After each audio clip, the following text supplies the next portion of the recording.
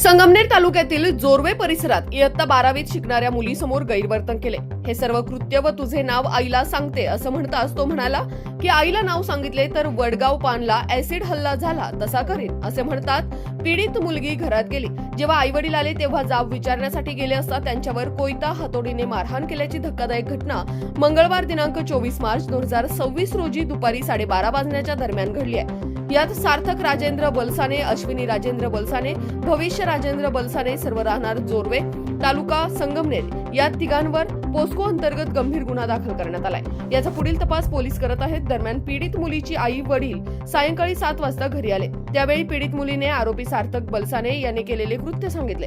तेव्हा पीडित मुलीच्या आईला राग आला आणि त्यांनी घरातील नातेवाईक बोलवले। 7:30 वाजण्याच्या दरम्यान जाब विचारण्यासाठी गेली तेव्हा आरोपी सार्थक बलसाने याने केलेले गैरवर्तन बाबत विचारणा केली। त्यावेळी दोन्ही कुटुंबात शाब्दिक बाचाबाची सुरू होऊन आरोपी सार्थक याने घरातून कोयता आणला तर आईने हातोडी आणून मारहाण सुरू केली। त्यावेळी आरोपी सार्थक याने पीडित मुलीच्या भावाला पाठीत कोयत्याने दुखापत केली तर पीडित मुलीला हातोडीने मारहाण करून शिवीगाळ दमदाटी करून धमकी दिली। भांडणाचा आवाज ऐकून आजूबाजूचे लोक जमा झाले। त्यांनी भांडण सोडवले। त्यानंतर पीडित मुलीने व नातेवाईकांनी पोलीस ठाणे गाठले व घडलेली सर्व माहिती पोलिसांना सांगितली।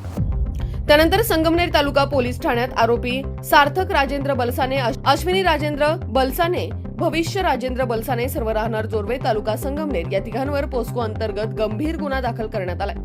याचा पुढील तपास पोलीस करत आहेत। दरम्यान जोरवे गावातील महिलांनी उपविभागीय पोलीस अधीक्षक कुणाल सोनवणे यांना निवेदन दिले की आरोपी सार्थक बलसाने याच्या गैरकृत्याचा त्यांनी पाडाच वाचलाय। त्यांच्या वारंवार गैरवर्तणुकीमुळे गावातील नागरिकांना त्रास होत असल्याचे या पत्रात म्हटलंय। आता त्याने अल्पवयीन मुलीला तुला ऍसिड टाकून कायमची संपवून टाकू अशी धमकी दिली। त्यानंतर गंभीर कलम अंतर्गत गुन्हा दाखल करण्यात आलाय। त्यामुळे सार्थक बलसाने याच्यावर कठोरात कठोर कारवाई करावी अशी मागणी जोरवे गावातील महिलांनी निवेदनातून केली आहे। यावेळी जोरवे गावच्या महिला मोठ्या संख्येने उपस्थित होत्या।